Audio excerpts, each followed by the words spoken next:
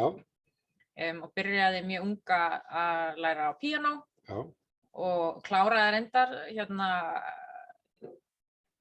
svona efsta stig ef svo maður kalla í píanóleik, klassísku píanóleik á sínum tíma. Þannig að það svona hlið á mér sem ekki margir þekkja og það fór náttúrulega rosalega mikill tími í æsku hjá mér í það sem sko svona sér áhugamál. Síðan ég líka sem að fáir samfélkingarfélagar vita af en verður örugglega einhvern tímann vinsælt í þorrablótum síðan meir, þá spila ég líka harmonikku. Ég reyndar ekkert ofboðslega góð en það mjög skemmtileg saga að segja frá því að sko þegar ég var 8 ára og var þá búin að vera í píanóleik einhvern tíma, þá langaði mig mjög mikið til þess að læra saxófón og þá hafði ég bara bitið það í mig eftir einhverja mynd sem ég séð hvað svo sem það væri og hann faðir minn, hann Frosti var mikill áhrifavaldur í mínu lífi og hann var búin að sannfæra mig það eins og náttúrulega mjög auðvelt að gera fyrir 8 ára barn að það væri of dýrt að kaupa saxófón. Það væri miklu ódýrara að kaupa harmonikku og þá var hann sem sagt búinn að gera samning við Guðna heitinn fyrir organista í Bústaðakirkju að taka mig í harmonikuna og var líka búinn að gera samning öll lögin sem mér kennt og pabbi minn mikill söngmaður eins og ég veit að allir jafnaðarmenn eru mjög ánægðir að heyra og í boðum á mínu heimili þá voru alltaf prentaðar út söngbæklingar svo allir getur sungið saman og þá lá auðvitað fyrir að Guðni organisti hann skrifaði upp nótur við öllum þeim lögum þannig að þegar ég var 8 ára þá byrjaði ég í harmonikunámi sem snerist fyrst og fremst að læra undir bláhimni og maístjörnuna og þess háttar. Þannig að við erum að tala þú ert þrælvanur giggari. Sko ég var mikill giggari því ég var krakki og ég var ítrekað dregin fram svona síðla kvölds, stundum fram við miðnætti þegar það þurfti aðeins að hita upp í fólki. Sem væri væntanlega barnaverndarmál í dag. Það væri væntanlega barnaverndarmál í dag og á þessum tíma reyndar af því að ég var lærði undir stjórn organista þá sem líka annað sem margir vita ekki mig, fyrst að við erum komin svona í æskuna og fólk vil kannski frekar vita eitthvað sem maður getur ekki googlað mann. Að ég var rosalega mikið í kirkju sem barn. Þrátt fyrir ég hafi ekki fengið neitt trúarlegt uppeldi og fjölskylda mín ekkert sérstaklega trúuð. En af því að ég var með þessa tónlistatengingu gegnum organistan og ég var tekin með að spila í öllum barnamessum, þú veist, djúpa breið og allt svoleiðis og spila öllum jólaböllum og svoleiðis. Þannig að ég var mjög kirkjurækið barn. Og svo reyndar rann trúin af mér í seinni tíð. Og ef við ætlum að fara inn á persónulega hliðina sko, þú veist Við erum á þriðja stefnumóti. Við erum á þriðja stefnumóti. Ég veit að það hafa nú verið svona heitt málefni kirkju og ríkis og þess að það. Og ég ekki trúmanneskja, en af því að ég átti þessar stundir í æsku, þá ber ég ofboðslega virðingu fyrir þessari stofnun. Og ég ber líka mjög mikla bara virðingu fyrir fólki sem trúað, vegna þess að þetta þetta bara lífsskoðun fólks. Þrátt fyrir að ég sjálf í seinni tíð tengi ekki við þetta, þá það sem náttúrulega gott við þetta, sem mjög svona tengt við svona það sem að jafnamenn tengi við að þetta samfélag. Og þetta og var kannski, þú veist, þegar ég var alveg upp þá ég sé ung, þá ég samt nógu gömul til þess að, þú veist, kirkjan var svona kannski meira lifandi í lífi fólks. Þannig að það svona hliðarnir sem að margir þekkja ekki, að það til mynda mér ykkur harmonikubóðum. En þannig að ég var miklu meiri tónlist sem barn og eins og margt sem ég gert svo sem í lífinu var svona bara mjög metnaðarfull í því þó ég hafi ekki endað sem tónlistarmaður. En ég bjó í Fossvoginum, þegar ég var 12 ára í Dalalandinu og flutti svo með foreldrum mínum bara yfir bústaðinn og bjó í Gerðunum. Þar til að ég flutta heiman og foreldrar mínir búa núna í Árbænum. Þannig að ég svona bara ég hef í raunum mestmegnast verið í Reykjavík. Ég bjó í stuttan tíma í Garðabænum eftir ég flutti heim, en ég endist ekki lengi þar. Nei. Og líður vel þá í Reykjavík í dag? Já, í dag bý ég ég er komin eftir í 108 í Reykjavík og mér líður rosalega vel þar.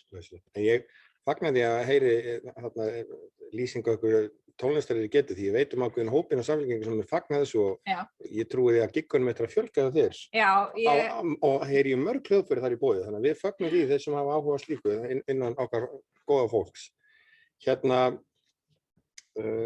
kannski bara örstutt svona menntaferilinn. Já, ég var í menntaskólanum í Reykjavík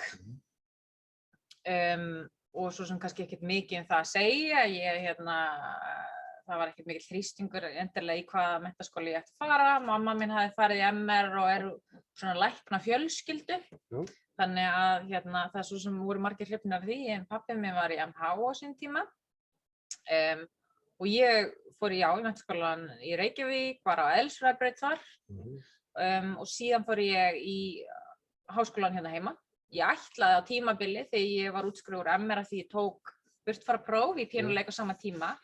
Það var eiginlega mjög tilviljanakennt að ég tók mér ekki frí frá námi og fór í meiri tónlist. Ég hafði ætlað og var komin inn í framhaldsnám meðan í tónlistarskólanum í Reykjavík í tengslum við Listaháskólann og svo held ég bara eiginlega gugnaði á því að einhverju leyti. Ég held reyndar það að vera ákveðs ákvörðun, menn þó ég hafi verið dugleg, þá var ég engin víkingur heiðar, og áttaði mig á því að þetta var kannski ekki leiðin fyrir mig að fara, en ég hef oft ætlað að gera ýmislegt. Ég var aldrei manneskja sem var búin að ákveða að ég yrði eitthvað eitt ákveðið, en ég get samt alveg viðurkennt þá, ég held að það sé örugglega margir sem tengi við að ég er samt alveg upp á mjög svona pragmatísku heimili. Það er að segja, þegar ég skráði mig í háskólann á sínum tíma og nota bene, ég byrjaði sem sagt, nú fá örugglega einhverju áfall yfir því hvað ég er ung. Ég byrjaði í háskólanum haustið 2008 og þegar ég var að ákveða hvað ég ætlaði að skrá mig í, þá skráði ég mig fyrst stjórnmálafræði. Og þá segir pabbi minn við mig, hvað ætlað þú að gera stjórnmálafræði? Og svona kannski svolítið gamli skólinn þar. Mjög eðlileg spurning líka. Ég meina þetta er alveg svona eðlileg spurning. Ég hefði átt að spyrja hann á móti, ég meina hvað varst þú að hugsa þegar þú ákvaðst að fara í þjóðháttafræði? Kannski var það einmitt einhver svoleiðis reynsla sem brann á honum. En ég ákvað á síðustu stundu að skipta yfir í hagfræði. Ég vissi ekkert um hagfræði. Ég vissi ekkert um viðskiptalífið. Það var enginn í mínu nær umhverfi en minni fjölskyldu sem hefði unnið í fjármálageiranum, viðskiptalífinu, í rauninni má maður segja þetta upp átti, tengsli við atvinnurekstur. Ég meina pabbi minn er eins og ég sagði þjóðfræðingur og hefur unnið á söfnum víðs vegar um landið og hann hefur verið ritstjóri og hann hefur verið í hinum þessu verkefnum, en það hefur oft verið svona tenging við opinbera geirann og svona félagasamtök og svo móðir minn læknir. Þannig að það er svona minn heimur sem ég þekki. Þannig að þegar ég fór í hagfræði haustið 2008, þá vissi ég ekkert hvað ég var að labba inn í og ég vissi heldur eiginlega ekkert hvert ástandið var. Og nú hugsaði einhverju að guð mig góður komið konu inn í fyrsta sæti sem áttaði sig ekki á hvað var að gerast 2008. Ég auðvitað er búin að velta mér fram og tilbaka í þessu síðan þá, en bara til að setja tóninn fyrir það að á mínu heimili það var engin uppsveifla. Ég fann aldrei fyrir því að það væri eitthvað 2006-2007. Þið voru ekki mikið að grilla kvöldin 2006-2007? Nei, ég meina ég hafði það bara gott, átti bara gott og stöðugt uppeldi, en það var bara allt mjög hófsamt heima hjá mér. Þannig að þó að við hefum þetta fundið fyrir hruninu eins og margir aðrir, bara í verðbólgu og vaxtahækkunum þess að þá hafði bóginn heldur ekki verið hátt spenntur. Og það var ekki búin að vera einhver mikil neysla, en þannig að ég í rauninni fer svona bara óvart inn á svo braut, en finnst það alveg ótrúlega skemmtilegt og fæ tækifæri strax eftir fyrsta árið mitt í hagfræði að vinna í Seðlabankanum. Og þá fyrir í rauninni bara rælni fæ ég vinnu við að leysa af ritara þáverandi seðlabankastjóra, Svein Harald Augaard, Norðmann.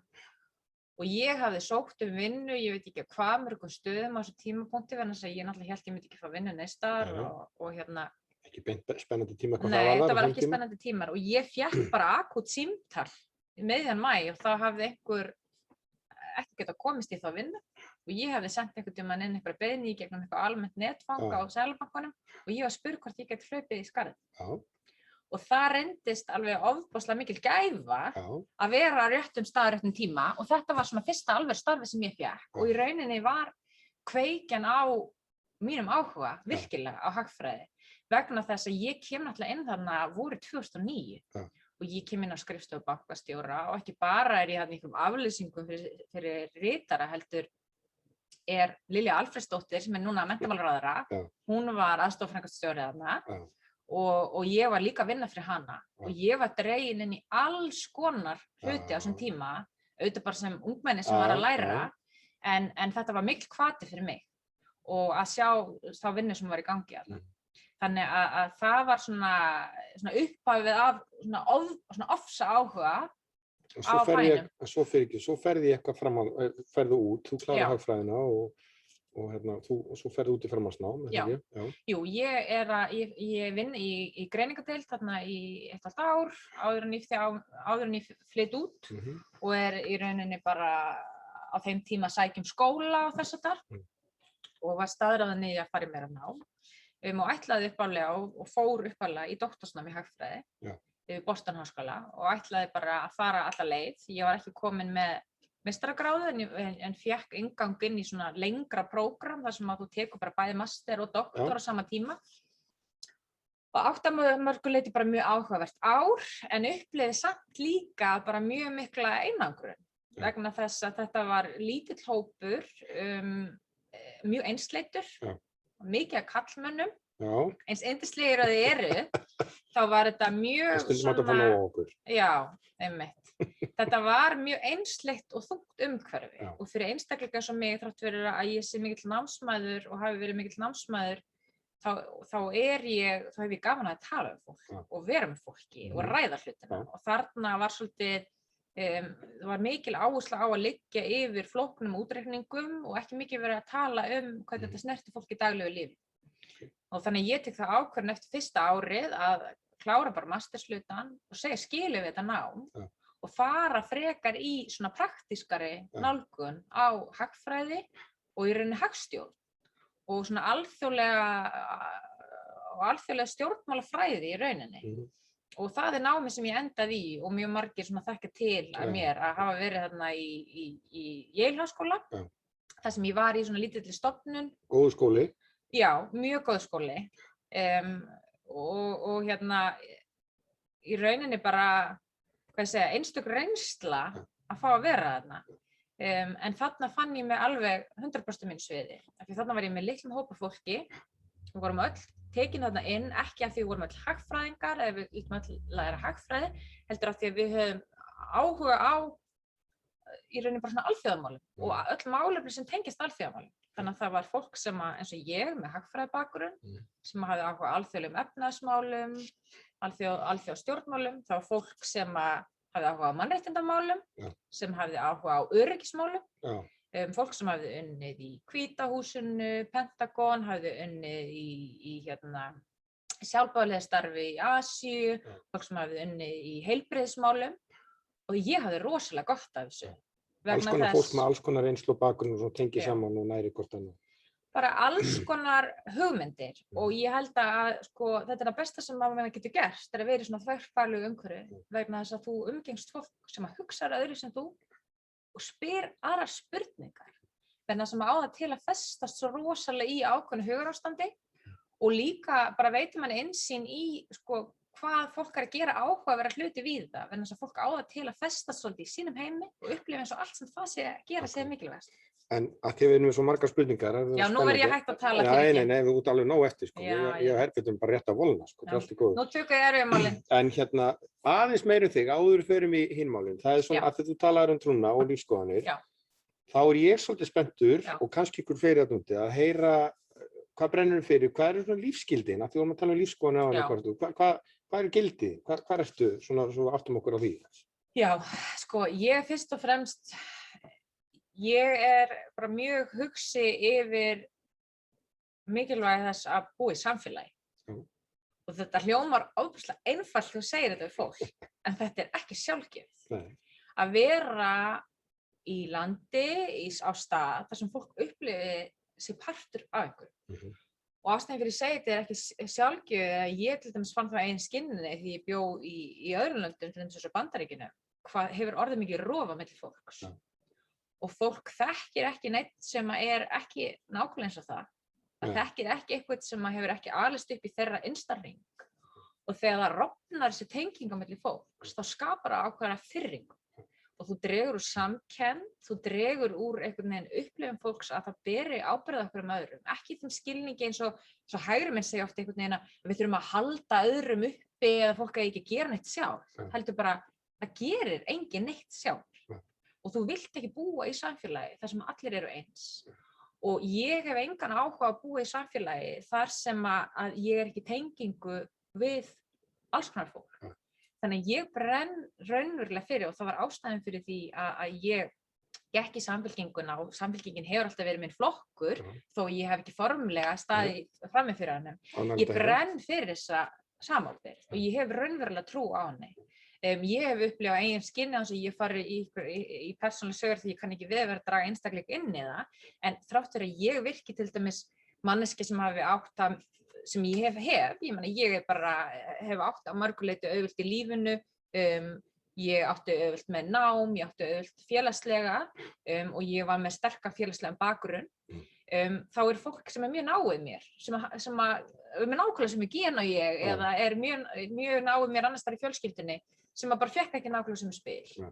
Og ég átta mig mjög mikið að mikilvægi þess að þú hafir stuðning. Og fólk hafi fleiri en eitt tækifæri til að sýna hvað í sér býr og ég held að oft umræðan jöfn tækifæri, hún oft komin út í, það búið þinna alveg gífurlega út. Það allir flokkar búin að eigna sér þetta, þrátt fyrir í rauninni að sko, þetta komin eitthvað staða bara það að við séum með ókeypis skóla eða gjaldfrelsi skóla okkur grunn heilbrigðisþjónustu, að það þýðir bara jöfn tækifæri. Það þarf svo miklu meira til. Þess að einstaklingar sem eru með sterkt bakland þeir geta mist í sig svo oft í lífinu á þess að bitna þeim. Á meðan að margir aðrir, þeir komast bara einu sinni inn. Skiljið. Þannig að þetta eitthvað sem skiptir mér raunverulega máli og öll mín hugsjón, hvort sem kemur að velferðarmálum með efnahagsmálum, hún nýtir þetta saman. Síðan þetta taka langa orðræðu hvernig þetta bara efnahagslega skynsamt, en mér finnst ekki eins og þurfa að segja það nema bara við getum tekið það eftir, en þetta bara ákveð grunngildi sem ég hef. Ég bæði var ég alveg svona upp, en þetta hefur líka eitthvað sem hefur ágerst með árunum hjá mér. Ég held meira sig að ég hafi örugglega verið talsvert blá eigari gagnvart svona hlutum því ég var yngri, vegna þess að ég átti til áfallalaust líf og það var ekki fyrir en að mér kynntist fleira fólki og hafði þroska líka til þess að skilja hvað fólki í kringum mig hafði þið raunverulega upplifað þessum barn þetta náttúrulega ekki að pæla í því. Það var svona ódauðlegri einhvern veginn og svona ósnertanlegri. Já, þannig að þetta ég hef bara harðnað í þessari trúminni í gegnum árin og einhverju leyti ástæðan fyrir því að ég ákvað að taka þetta skref núna og fara að sinna í rauninni stjórnmálunum, svona aktífari máta. Þetta svona, kannski bara af þessu sama eins og maður þekkir þetta máltæki, það var heilt þorp til þess að alveg eitt barn, sko. Margir tengja við það og svona átta sig á því þegar ef fólk unnast að eignast barn og svo það eitthvað þá þarftu með mikinn stuðning úr öllum áttum, bæði félagslega og fjölskyldilega og efnahagslega og þú þarft, þannig að þetta á við, þannig að ég held að mjög mörg tengi við þetta. En Herbert, voru komnar eitthvað spennandi spurningar? Það er engar spurningar. Þetta er greinlega bara mjög... Já, við erum bara að segja allar réttur. Já, líklega. Já. Það er gaman að heyra þetta einmitt þessa pælingu þarna samfélag. Þetta bara að tengja við það sem Bjarni Ben sagði hérna, við leggjum áherslu á einstakling. Við ætlum ekki að leggja áherslu á einstakling. Við ætlum ekki að áherslu á samfélagi og hlutverk einstaklingsins í samfélaginu. Já. Og hvernig við vinnum saman og byggjum upp og búum til gott samfélag. Já. Það lítur að vera. Við vorum með einhverja pælingar og spurningar efnahagsmál og svona alþjóðamál. Það var gaman að heyra þú varst þarna í Yale og varst í svona þessu alþjóðlega umhverfi. Alþjóðavæðingin, það er svona eitthvað stórt orð sem allir tala um. Já. Kannski veit enginn alveg nákvæmlega hvað það er, sko.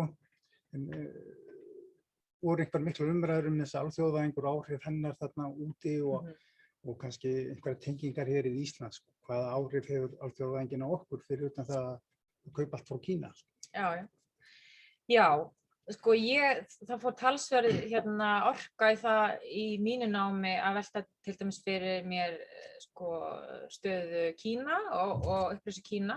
Sérstaklega ef þú ert í námi í Bandaríkjunum er fólk mjög upptekið af Kína, svona efnahagsmála hliðinni, vegna þess að það er svona helsti mótaðili Bandaríkjanna einhverju leyti, en það er líka mjög áhugavert að velta fyrir sig bara þeirri þróun, alþjóðavæðingu og alþjóðaþróun sem er orðið með upplýsu þessara Asíulanda sem að snertir okkur að einhverju leyti líka beint, þáttur að við upplifum það kannski ekki í daglegu lífi, en það eru alls konar, hvað ég segja, svona trend eða sögur sem maður getur sagt úr stærri samfélögum sem að við getum notað sem viti til varnar en líka fengið ákveðna svona hugmyndir frá.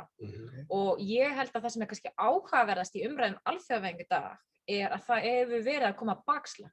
Það er að segja, við höfum gengið í gegnum tímabil þar sem að það var bara alveg eins og með í rauninni að minnka eftirlit og draga úr reglugerðum og losa hömlur. Þú veist, þessi hugmyndafræði að þú að láta bara alla múra falla og það einhvern veginn bara gerast hlutirnir alveg rétt og allir hluti fara rétt að staði, fólk og fyrirtæki fjármagn. Og alþjóðavæðingin og svo umræðum hana er náttúrulega að dragast líka inn í þann stað að fólk upplifir að hún hafi kannski ekki komið öllum jafn vel. Og það sem er mjög áhugaverð umræða í Bandaríkjunum sem á beint við hér og ég held að við munum einmitt þurfa að taka í tengslu við til dæmis fjórðu iðnbyltinguna og við tæknivæðinguna er hvernig ábatanum er skipt af annars vegar alþjóðavæðingu og hins vegar af tæknivæðingu vegna þess að þetta snýst ekki, þetta er ekki bara réttlætismál þó þetta sé í grunninn réttlætismál. Það eru líka ákveðnir hlutir sem að geta gert að verkum að þróun sem er jákvæð í rauninni fyrir heildina eins og alþjóðavæðingar hluta og tæknivæðingar hluta, það komi bakslag og mótafli við því vegna þess að það er ekki passað að gæðinu sé jafn skipt og þá þurfum við að bakka. Besta dæmi þetta í tengslu við alþjóðavæðinguna er Trump. Þar sem þið sjáu heilu beltin, heilu þorpin, heilu borgirnar, heilu ríkin sem verða undir í alþjóðavæðingunni vegna þess að þrátt fyrir að allir lásu rannsóknir hagfræðinga mikilvægi alþjóðavæðingar, þá las enginn smáleitir þar sem stóð að já, þú hagnast á viðskiptum við útlönd ef allir framleiða það sem þeir eru bestir í, að því gefnu að ábatanum sé jafn skipt. Og þetta stendur alls staðar þarna og þetta er hliðarnóta en samt í rauninni eitthvað sem er mjög mikilvægt sem var hunsað og það er það að þú hugsað einhvern veginn að þó að og þetta er bara eins og við ræðum í dag meðaltöl og svo stöðu einstaklinga að heildin getur litið mjög vel út en síðan er staða einstakra aðal ekki nógu góð og það sem hefur mögulega gerst við alþjóðavæðingu og svona viðskiptavæðingu í Bandaríkjunum milli landa að það hefur skapast mótstaða við það. Þeir vilja fara að framleiða aftur stál innanlands, vilja fara í skítugan iðnað, halda uppi kolaverum og þess þar vegna þess að þessi nýju tímar hafi ekki virkað fyrir það. Og þetta er líka mjög alvarlegt. Og ég held að við þurfum að nota þetta sem víti til varnar fyrir tæknivæðinguna, að maður heyrir það og ég hef bara heyrt bara nýlega í útvarpi fólk verið að tala um að ókveikjandi maður fyrir krónuna og maður sér að afgreiðslukassarnir eru bara einhver vélmenni. Er þetta ókveikjandi vegna þess að við komum til hræddir að svo sem misti starfi fá ekki aðstoð? Já, en það er auðvitað ekki gott við erum komin þá leið að við ætlum að koma í veg fyrir jákvæða þróun sem getur mögulega skapað betri störf einhvers staðar annars staðar, hærri tekjur, betri lífsskilyrði fyrir alla vegna þess að það er tregða að því fólk er hrætt við einhverju skilin út undan. Við erum meira fann að sjá fyrir ekki, við erum bara misskiptingu þarna, alveg eins og við sjáum misskiptingu okkar kannski nærsamfélagi, þá sjáum við misskiptingu þarna og ég þarf náttúrulega ekki að spyrja að þetta var ekkit óheppni eða tilviljun, þessi er vantilega stýrt þegar þú talar það sem fellur út af fer ekki til allra heldur færri. Ég meina, þú veist, óöfn ekki óöfn, ég meina þetta er meðvitað ákvörðun að segja ég þarf ekki að grípa til aðgerða til þess að passa upp á að hlutinni fari ákveðna átt. Þetta er meðvituð ákvörðun að segja ég ætla að setja það sem gera það bannorðið eða einhverju neikvæðu að það megi ekki stýra hlutunum stundum ykkur á. Vegna þess að svoleiðis viðhorf getur bókstaflega unnið á móti öllum þessum fallegu orðum sem að atvinnulífið vill tala eins og framleiðni og hagvöxt og verðmætasköpun. Ef að þú er ekki samfélagslegu sáttmáli og stuðningur, þá eru hlutir sem geta skipt ofboðslega miklu máli fyrir öll þessu flottu orð. Það kemur bara algjört bakslag við. Og þetta og þarna erum við komin inn á þessa mynd sem ég segi áðan, af hverju jöfnur og réttlæti og allt þetta skiptir máli. Þetta út frá efnahagslegu sjónarmið, þetta forsenda þess að við gerum hluti sem að skila okkur tekjuvöxt í framtíðinni, af því annars hættir fólk bara að vilja þessa hluti. En svo bara tölum kassana þarna í króninni. Það alveg ljóst að hagnaðurinn af þessu, það fer ekki til þeirra sem starfa í búðinni. Og ekki lækkun vöruverðs. Og varla lækkun vöruverðs, hvert fara peningarnir. Það örugglega engin pælt í þessu. Nei, en þarna ertu líka að koma inn á mikilvægi sem að Samfylkingin hefur mikið talað fyrir og mér finnst alveg stórkostlega mikilvægt mál, virk samkeppni. Vegna þess að í umhverfi þar sem með heilbrigða virka samkeppni og ekki eins konar einokun eins og skapast við þessum litlu samfélagi, þá einmitt svona tæknivæðing eða hlutir sem spari tilkostnaði, þá ýta þeir undir að þú skilir ábyrgðanum í lækkandi vöruverði, í betri kjörum til starfsmanna, þannig að þú fáir gott starfsfólk, fólk vilji vinna hjá þér, fólk vilji kaupa hjá þér.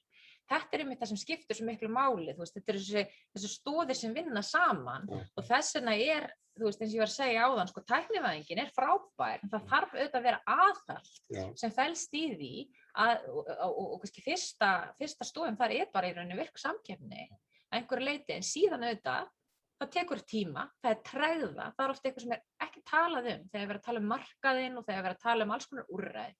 Það tregða hjá fólki, það tregða hjá fyrirtækjum, hlutir taka tíma og meðan hlutir taka tíma þá eru bara alls konar einstaklingar sem lenda í vandræðum og við höfum ekki alltaf tíma til þess að láta fólk bíða eftir að hlutirnir aðlaga sig, bíða eftir einhver ný störf verði til vegna sem þetta var lagt niður. Þess vegna erum við með atvinnuleysisbótakerfi, þess vegna erum við með virkni úrræði, vegna þess að við erum ekki einstaklingar sem haga sér eins og eitthvað reiknilíkan, þannig að þessi samkeppnismál náttúrulega ótrúlega stór partur og ég held að þetta sé eitthvað sem við þurfum stöðugt að fylgjast með, þannig að tendensin frekar í minni samkeppni en meiri, það bara staðurinn. Það einhver öfl sem að virðast oft stýra því að það fari þannig, að myndist samkeppni. En af því að við erum komin heim aftur, við erum búin að fara aðeins á heiminn og við erum komin heim aftur og þá langar mig að spyrja þig að því að við erum öll vonað því að þú verður komin í gott starf í kringum í haustið, það verður þingmaður fyrir okkur öll og allt samfélagið. Við ímyndum okkur að Kristrún Mjöll verður þingmaður og ráði meirihlutanum og hvað svona fyrsta máli? Hvað það sem að ég spurði áðan hvað þú brennur fyrir, hvað væri fyrsta máli sem myndi skella á þetta vil ég fá ef þú réður, ef það verðildi væri nú þannig sem ég augljóst ekki. Þetta rosalega mikið sem ég myndi vilja gera. Ég veit ekki hversu mikið maður að láta að gossa hérna. En tímdur eftir en bara til að nefna örfá hluti og þeir þetta fléttast allt saman. Ég hef miklar áhyggjur til dæmis af áætlun núverandi stjórnvalda varðandi hvernig við vöxum út úr þessu ástandi. Það að segja til dæmis bara tiltölulega nýlögð fjármálaáætlun og þeir sem hafa eitthvað fylgst með þeirri umræðu hafa séð að höfuðáherslan þar hefur verið á fast skuldahlutfall og virðist vera að ákveðin uppgjöf gagnvart í að við séum bara að vera áframhaldandi í 7% atvinnuleysi eftir 2-3 ár. Og inn í það sett einhverjar, það sem kallar afkomubætandi ráðstafanir sem náttúrulega ekkert annað en niðurskurður eða skattahækkanir sem að mun leggjast mjög illa á venjulegt fólk. Þar sem að megin markmið er algjörlega út úr kú í svona ástandi. Og ég myndi í fyrsta lagi, áður en maður fer að telja upp eitthvað nákvæmlega hvað stæði í svona áætlun út frá málaflokkun, þá er mitt helsta hugðarefni hvernig við hugsum efnahagsmál í heildarmyndinni. Að við áttum okkur á því að ríkið bara fall, það bara fall af öllu hinu í hagkerfinu. Ef það gengur illa í hagkerfinu, gengur illa í fólki, gengur illa í fyrirtækinu, þá minnka tekjur ríkissjóðs og aukast útgjöld. Og við eigum að vera með það markmið að ríkið hagi sér þann hátt að það sé tilbúið að bíða eftir okkur hinum að fara af stað áður en það skellir í bakljós. Og það mun gera það að verkum að skuldir munu lækka minnka sjálfkrafa. Þannig að ég vil byrja á því að við komumst út úr þessari gamaldags hugsjón að þú getur skorið þig niður í eitthvað fast hlutfall og segja markmiðið núna á að vera að hvetja til virkni vegna þess leið og þú eykur virkni þá borgar þetta sig upp strax. Besta dæmi þetta í dag atvinnuleysi. 1% atvinnuleysi kostar ríkissjóð og okkur sem skattgreiðendur 5,5 milljarð á ári. Ef þú nærð að minnka atvinnuleysi 2% strax á næsta ári, þá ertu búin að spara þér 10-11 milljarðar, skilji. Þannig að allar aðgerðir sem við getum ráðst í dag sem að minnka atvinnuleysi fjárhagslega borga sig. Síðan getum við þetta farið út í það eins og við ræddum í upphafi, hvað maður brennur fyrir réttlæti og jöfnu og allt það. Auðvitað þetta bara það rétta í stöðinni, skilja, að hlúa að atvinnuleysum. En fyrst að fólk fer alltaf í fjárhaginn og fer alltaf í kostnaðinn og sérstaklega vinstri flokkar líða oft fyrir að það svona einhverja sleggjudómum og fólk kunni ekki fara með peninga. Þetta efnahagslega skynsamt og þetta væri þetta fyrsta sem ég myndi fara fram með að reyna að knýja áfram og ég myndi vilja gera þetta líka í kosningabaráttunni, að reyna að knýja fram að bara öðruvísi hugsunarhátt hvernig ríkið virkar. Varðandi sértæk mál, ég myndi vilja sjá við tækjum húsnæðismálunum. Ég hef verið mikill talsmaður þess að við hugsum og ég veit það fleiri í flokknum og bara allir flokksfélagar sem á þessari línu að við berum virðingu fyrir því að húsnæði ekki eins og hver önnur markaðsvara. Það ekki eðlilegt að húsnæðismarkaðurinn sveiflist þess að verðbréfamarkaðurinn. Þetta ekki hver önnur eign. Þetta á ekki að vera spekulatífur markaður og fólk á að vera með eitthvað fyrirsjáanleiki í þessu. Og ég sé ekkert því til fyrirstöðu að í umhverfi eins og með húsnæðismarkaðinn, þar sem við vitum 40-50 ár fram í tímann hver fólksfjölgun verður, hver mörg börn verða hérna, að við séum með eitthvað apparat sem þrýstur undir ákveðin stöðuleika í framboði og í byggingu húsnæðis. Að það sé ekki bara að láti fjármálastofnanir sem að líður vel þessa stundina, líður illa, áhættusegnar eða áhættufælin, eða einhver verktaka, taka ákvarðanir það hvenær að byggja. Þessir aðilar þurfum við að vera með, skilur við erum ekki að fara að taka yfir húsnæðismarkaðinn, en félagslega kerfið þarf að vera líka sterkt það. Og bara svo ég tengi það, inn í bara daglegt líf fólks, að ég held að, og það við fleiri úrræði sem að maður myndi vel að sjá til dæmis eins og með barnabætur sem að Samfylkingin hefur náttúrulega talað ekki vera fátæktarbætur. Þetta eitthvað sem að bara venjulegt barnafólk á að sjá og ég vil bara vekja. Og að skipta máli í raunveru. Já, bara raunverulega að vera upphæð þar sem þú upplifir partur af ríkinu. Að fólk átti sig á því að félagslegt húsnæði ekki bara fyrir fólk sem eitthvað dæmt í fátækt eilíf. Og ég held að núna séum við komið með kynslóð af fólki eftir að félagslega húsnæði var hálfpartinn tekið úr sambandi á sínum tíma sem að heldur að félagslega húsnæði hafi alltaf bara verið fyrir einhverja algjöra jaðarhópa. Ég þekki persónulega 2 einstaklinga sem að þú myndir aldrei giska á í dag að þau búið í félagslegu húsnæði en væri á allt öðrum stað í lífinu í dag. Ef að það tímabil sem að það lenti á erfiðum stað, einstæðmæður, einstaklingar sem vorum ekki með bakland þess að þau fengu bara stuðning á bara mjög krítiskum tíma í lífinu þeirra. Og ég held að vanti þá hugsun stundum inn hjá fólki sem að upplifa þessi félagslega úrræði sér til þess fallin að bara einhvern veginn gleypa fólk að halda þeim. Að átta sig á því að það fullt af einstaklingum sem hafa blómstrað eftir félagslega úrræði með félagslegum úrræðum. Og þetta leið til þess að tryggja virkni fólk síðan meir og fólk sé ekki úr leik út af einhverju óréttlæti í lífinu. Þannig að ég held að húsnæðismálin, við séum með alvöru barnabætur og við fyrir að breyta þessar hugsjónum hvernig ríkið er að beita sér og átta sig á því að við getum vel rekið ríkissjóð á mjög skynsaman hátt með því að vera ekki hrædd við að beita ríkinu þar sem þarf, en auðvitað líka verðum við sem jafnaðarmannaflokkur að sýna atvinnulífinu stuðning og ég held að það sé líka ákveðið jafnvægislist sem við þurfum að fara á sína spilin á. Þetta svolítið allt bara málaflokkar sem við bara held ég flestallir jafnarmenn brennum fyrir. Við höfum trú á þessu. Þetta náttúrulega hluti af þessum grunnstefnu okkar flokks og tengir okkur til flestu. En maður kemur alltaf að þessu ég er eitthvað eldri en þú, kannski einhverjum dögum, eitthvað réttumlega. En maður er svolítið uppalinn þetta að ríkið sé þetta bara tekkhefti. Nú fann ég yfir heftinu, þá fikk ég bara gula miða og nú þarftu bara að borða mjög ódýran mat þannig mánuðin eða þessa vikuna. Og þetta eitthvað svona, held ég, fast í ábyggla minni kynslóð og örugglega kynslóð þar á eftir, að því að við höfum ekki skilning á við vorum áðan að tala um stýrða og fákeppni á þetta. Að þessi væntanlega stýrt í umræðinu að sko fá þetta til að hugsa til þess að við séum ekki að fara aðra leið sem að við teljum alltaf bæði þessi gáfulegri leið eða betri leið sko. Já, þetta hefur náttúrulega verið markviss orðræða. Og það sem áhugavert við þessu... Hvað þetta að segja áróður? Já, ég meina, þetta er auðvitað áróður. Þetta það og ég get sagt ykkur að ég flutti heim 2017 og sko í mínum hringjum, í mínum heimi sem ég var að vinna í og var í námi í, þá var hugsunin öll komin á þann stað sem ég ræði við ykkur hvernig ríki beiti sér. Ég ekki að segja að Bandaríkjamenn hugsi allir þannig eða bandaríska ríkisstjórnin hefur alltaf hugsað þannig. En hagfræðingar, bara stór meirihluti hagfræðinga, hefur á síðastliðnum árum, sérstaklega eftir 2008 kreppuna, farið að tala á félagshyggju-nótum.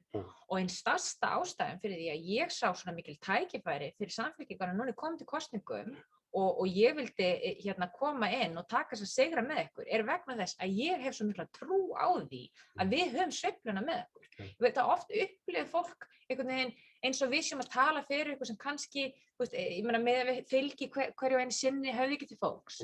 Sko, það eitt hvað fólk hugsa nákvæmlega í dag. Það annað hvort þú sért að standa í stafni fyrir stefnu sem eigi sér framtíð og það algjört hugmyndafræðilegt þrot til hægri. Það engin hugmyndafræðileg gerjun í velferðar efnahagsmálum það sem á sér stað. Öll gerjunin á sér stað vinstra megin við miðju og það sem svo spennandi við þetta og við þurfum bara að koma því ennþá betur til skila. Heyrðu, þetta frábært, skemmtileg umræða, en Herbert, við erum komið spurningu í salinn. Það er komið 2 spurningar. Nú það glæsilegt. Valgarður Jónsson, hann að velta fyrir sér sem sagt aðgerðir í loftslagsmálum og hvernig við förum að til að þunga honum því, sko. Þannig að byrðarnar leggist ekki sem þyngst á þá sem að erfiðast með að bera þær. Já. Það er þessa pælingu. Já. Með einhverjar hugmyndir? Ég hugsa þetta vandamál svolítið eins og þetta sem vorum að ræða áðan með alþjóðavæðingun og tæknivæðingun. Að ef við tryggjum ekki strax í umræðinu aðgerðir gagnvart loftslagsmálum, að þær muni ekki bitna óhóflega ákveðnum hópum með við aðra, þá mun þetta ekki ganga. Þá kemur bakslag. Þá ég ekki að tala um hagsmunasamtök stórfyrirtækja, þá ég að tala líka bara fólk í ákveðnum byggðum, ákveðnum bæjarfélögum, fólk sem hugsa bara, herru, ég mengi ekkert, ég kemst ekki til útlanda 3 sinnum á ári, af hverju er ég að borga hærri grænni skatta, af hverju þarf ég að hafa fyrir því að gera þetta með sorpið sig.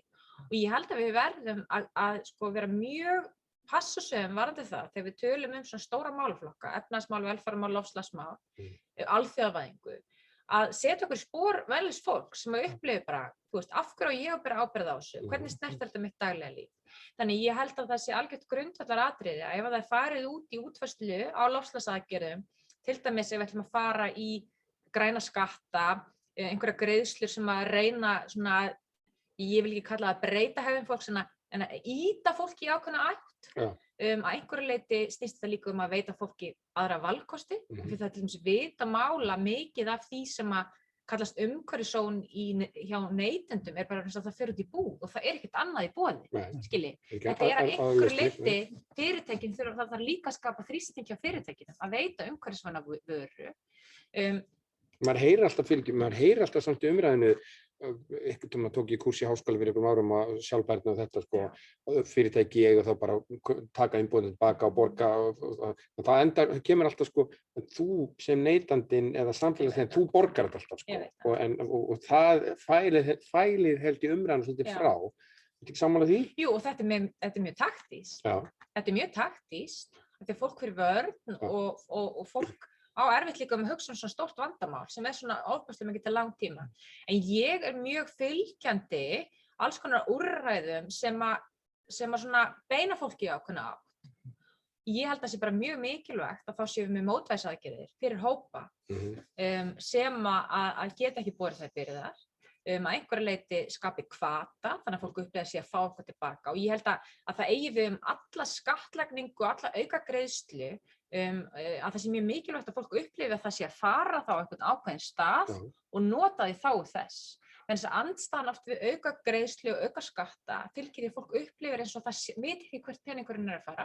Það þarf að skilja ferðalagið. Það þarf að skilja ferðalagið og ég held í sérstaklega í tengslum við loftslagsmálið ef að fara í græna skattlagningu að það sé þá passað upp á að fólk viti nákvæmlega hvert þá peningur að fara, en sé þá að fara í einhvern loftslagssjóð, fólk sjáu ábatan af því og það sé þá mögulega meira hægt að fara einhverja mótvægisgreiðslur í þá sjóði við ákveðin bæjarfélög, við ákveðina einstakling og þess að þannig að það þarf bara að vera ákveðið gagnsæi í þessu. Þannig að fólk upplifi ekki eins og þetta sé bara svona eitthvað slagorð fyrir aukinni skattlagningu vegna þess að þó að við sem getum ráðið við þetta upplifum eins og okkur líður vel með þetta, þannig að þetta er rétt sem að gera, þá eru bara mjög margir sem eru að horfa á heimilisbókhaldið sitt á hverju mánuði og það vill bara fá að vita, er ég að fara að fá þetta tilbaka, er þetta að fara að lækka vöruverð einhvers staðar annars staðar, get ég fengið samgöngustyrk og þetta þess að þar. Þannig ég held að eftirfylgnin sé aðalmáli í þessu. Herru, nú hefur ekki mikið margar mínútur eftir, en þú varst með aðra spurningu. Já, það er nú tengið skattkerfinu og þessum skattapælingum og það er spurning sem að hvernig þarf að bæta skattkerfi til að það nýtist sem besti jöfnuðar. Já. Kannski, já, við vitum að hægri menn hafa ofnæmi fyrir sköttum, við höfum það ekki. En það verður kannski að vera einhverjar takmarkanir á, þannig að spurningin er svona almennt það hvernig huguðu þess best. Hver spyr svona góðar spurningar? Það er einhver sem heitir Kelis, ég veit ekki hver það er. Já, ég held að sko það er rosalega margt sem er að gera í skattkerfinu. Og það er langtíma ferðalag, enda ætlum við að fara í ríkisstjórn í haust og við ætlum að vera lengi í ríkisstjórn. Við ætlum ekki alltaf að koma bara inn svona af og til og hreinsa upp skítinn, og mér finnst alltaf lagi við tölum líka þannig. Ég líka hvert þetta stefnumótur að fara. Þú veist, nákvæmlega. En þetta er langtíma vegferð. Það er ákveðin grundvallaratriði í skattlagningu í dag sem ég held að við þurfum að taka betur á. Og þetta er líka bara, það var orðin framþróun í skattamálum, það kom upp nýjar hugmyndir og við erum líka að vera flokkur sem er óhræddur við að við vitum markmiðið en leiðir að því markmiðið geta breyst eftir því bara hvernig rannsóknir þróast og við sjáum hvað virkar. Og það er heilmikið rannsóknum í dag og það sem svona mjög margir hagfræðingar tala fyrir að við förum frekar í að einbeita okkur að því að draga úr eignaójöfnuði. Og passa upp á það að eignum sé rétt skipt af því að það er mikið tala um hvað tekjujöfnuð er mikið hérna á landi en eignir er eitthvað sem algjörlega ákvarð þína upphafsstöðu í lífinu og talandi flokkur sem jöfn tækifæri þetta er stórkostlega mikilvægt mál, þú getur verið á mjög lágum tekjum sem ungur einstaklingur en eitthvað keypt íbúð fyrir þig, þá er það bara, þetta er algjör game changer þannig að ég held að sé mjög mikilvægt að við förum meira í þá átt að passa upp að þessi jafnræði á milli þess hvernig eignir eru skattlagðar og hvernig tekjur eru skattlagðar og þá kannski sérstaklega hvernig fjármagn er skattlagt og hvernig laun eru skattlagð. Og það er ákveðið misræmi ennþá þar á milli í dag. Þrátt fyrir að fjármagnstekjuskattur sé greiddur af peningum sem nú þegar hafi verið greiddur skattur af í fyrirtækinu, þá meira segja erum við ekki með nógu háa prósentu þar til þess að laun séu jafnvíg. Og til dæmis í löndum í kringum okkur eins og Noregi þá farið þá leiða að samtala þess að skatta sé jafnhá og skattur á hæstu laun. Svo þetta er til dæmis eitthvað sem er bara augljóst að gera. Síðan held ég að það sé ekkert til fyrirstöðu að það sé reynt að fara í útfærslur til þess að breyta þeirri þróun sem átt sér stað að fyrir allra tekjuhæstu hafa verið að fá lækkandi tekjubyrði eða skattabyrði. Og vinna markvisst að því. Já, og þannig að þótt við séum við mikið tekjujöfnuð, þá held ég að það sé alveg, það er alveg mjög mikilvægt að við séum alltaf mjög gagnrýnin á það hvort að við getum eitthvað aðeins hróflað til þar. Ekki að það sé markmið per se alltaf að breyta skattkerfinu, en ég er heldur ekki ginkeypt á þá skýringu sem heyrist oft að skattkerfi megi ekki vera flókið. Það er 21. öldin. Allir hérna inni, og þú þekkir það nú vel sem endurskoðandi Herbert, vita hvernig það er að telja fram til skatts. Þú ferð inn og ýtir á staðfesta. Skilji, við erum með þvílíkt mikið af tæknilausnum sem reikna alla þessa hluti fyrir okkur og bestu rökin gagnvart svona punktum að það megi ekki flækja skattkerfið það er frægur þróunarhagfræðingur sem er hérna Nóbelsverðlaunahafi sem heitir Esther Duflo og hún hefur tekið þetta dæmi til dæmis Indland versus eitthvað þróa ríki þar sem að þar hefur til dæmis verið barist fyrir því í Indlandi að það verið farið í svona ákveðna grunnframfærslu sem allir fái vegna þess að stofnanirnar eru spilltar, þær eru veikar, það er erfitt að koma peningum til fólks og fólk er bókstaflega að svelta. Í þannig umhverfi, þar sem þú hefur ekki getuna, þú hefur ekki þekkinguna, þú hefur ekki kerfin, þar ferðu í flatar, einfaldar lausnir bara til þess að koma peningum til fólks. Í einu þróasta ríki heimsins með alla þessa þekkingu, þar áttu einmitt að nýta þér það að þú getur verið með flóknar útfærslur sem eru mjög miðaðar og við eigum ekki vera hrædd við þannig lausnir. Við erum auðvitað ekki að skattleggja bara til að skattleggja en ég held að það sé mjög mikilvægt að vera stöðugt á tánum í þessu. Þetta með fjármagnið og launatekjuna er stórmál en ég held að líka þurfa að taka umræðuna eignaskatta og hérna að það komi að minnsta kosti aftur svona inn á teikniborðið hjá stjórnvöldum vegna þess að við vitum bara að eignaójöfnuður getur leitt verulega á sér og það er líka mikið af svona skattameðhöndlun sem ég ætla ekki að fara út í tæknileg úrlausnaratriða sem að þarf að leggja. En hérna, nú er tíminn okkar búinn, við ætlum bara við 45 mínútur og þetta er búin mjög skemmtilegur og hvað var sagt, þegar tíminn flýgur þú hefur gaman og þetta voru virkilega spennandi, skemmtilegt og hérna, við langar bara svona farið smá tíma bara svona rétt í restina, hvernig sérðu kosningabaráttuna og hvað viltu segja okkur, þú fær svona mínútur bara svona, til þess að klára þetta. Sko. Þetta er ofboðslega sérstakur tími og ég held að það sé líka mjög sérstakt að fara inn í kosningabaráttu þar sem við stöndum á svona smá tímamótum. Við erum að tala bara akkurat þessir mánuðir eru ákveðin tímamót. Það er bjartsýn að komast í fólk er farið að líða aðeins betur, þrátt fyrir að það sé ágefni hvað er mikið atvinnuleysi, þá eru merki að það mögulega fara aðeins að draga úr því núna ef við fáum ferðarþjónustuna aftur af stað. Fólk er að fá bólusetningu og fólk er að fara að líða aðeins betur. Og ég held að sé mjög mikilvægt að til dæmis þessi sterka bylgja sem að ríkisstjórnin virðist vera að fá núna, sem er bara mjög eðlileg, að við tölum hana ekki niður. Heldur við segjum, heyrðu, þetta er bara bylgja sem hefur kannski ekkert öllu leyti eða einhver leyti takmörkuðu leyti að gera með aðgerðir ríkisstjórnarinnar, heldur góðu samstarfi ESB, góð sóttvarnayfirvöld og að við vissum alltaf að þetta er tímabundið ástand og að við séum bara tilbúin að fara með þá bylgju og að kosningabaráttan sem mun snúast endurreisnina. Hún mun ekki snúast allt hvað við hefðum gert öðruvísi síðasta ári, heldur nú horfum við til framtíðar og við séum óhrædd við að vera bjartsýn og jákvæð. Það þýðir ekki að það megi ekki tala alvarlega hluti. En ég held að við megum ekki láta slá okkur út af laginu þó gangi vel hjá ríkisstjórninni í dag í skoðanakönnunum, það væri bara mjög óeðlilegt að einhverju leyti, en það þýðir líka að þegar nær dregur kosningum, þá verður fólk kannski hætt að hugsa COVID og þá vill fólk hugsa framtíðina og þar þurfum við að vera svör. Og ég held að það sé mjög mikilvægt að við verðum bara, við þurfum í fyrsta lagi að vera mjög samstíga þegar við komum fram og að við séum með skýra lausnir, þar að við tölum ekki bara í frösum, við segjum fólki nákvæmlega hvað við ætlum að gera og við séum líka bara með svolítið sjálfstraust.